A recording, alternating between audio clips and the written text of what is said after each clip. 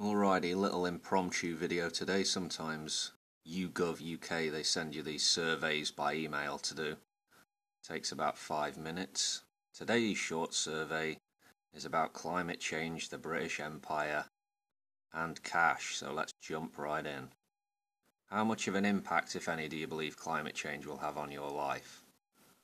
Great deal, I imagine. Difficult one to answer, I guess, because I don't know, my life could end next week, but it's already having an impact on the way people and politicians behave, so yeah. Which of the following comes closest to your view? It is already too late to avoid the worst effects of climate change.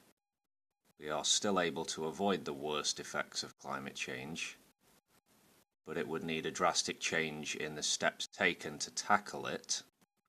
We will be able to avoid the worst effects if we broadly carry on with the steps currently being taken to tackle it. Don't know. I guess that one, yeah. Still avoid the worst effects, but drastic steps, which, I don't know. Are they going to be taken? It doesn't look good. If you had to choose one, which approach would you prefer governments and societies to focus on more to tackle climate change?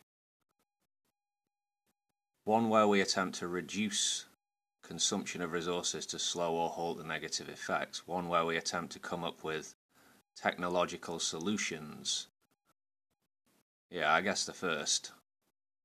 Mitigate. Stop consuming so much crap. Thinking about the British Empire, would you say it is more something to be proud of, or more something to be ashamed of, or neither? I can't say that it fills me with either pride or shame, to be honest. So, neither something to be proud or ashamed. It's certainly interesting, I'm not a nationalist or imperialist. It doesn't puff my chest out to think of Britain's former empire. Overall, do you think the countries that were colonised by Britain are better off or worse off for being colonised, or has it made no difference? I imagine on the whole worse off. Yeah. So, boom. Fuck colonialism. Would you like Britain to still have an empire? No.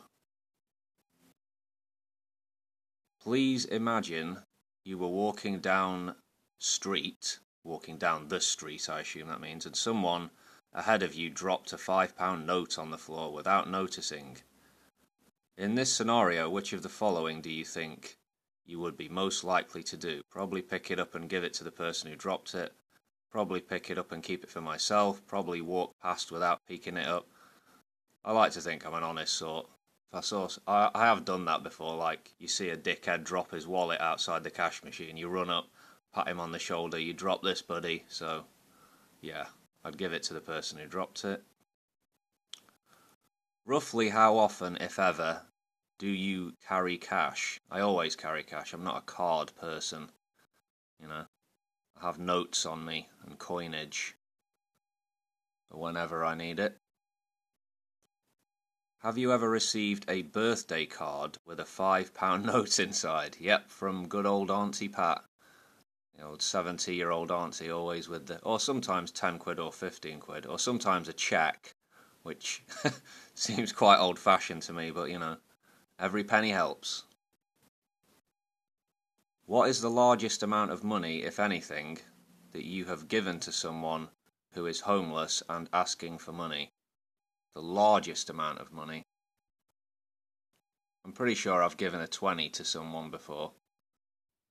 In Edinburgh in Scotland. He looked shocked when I dropped it in his lap, so 20 or more.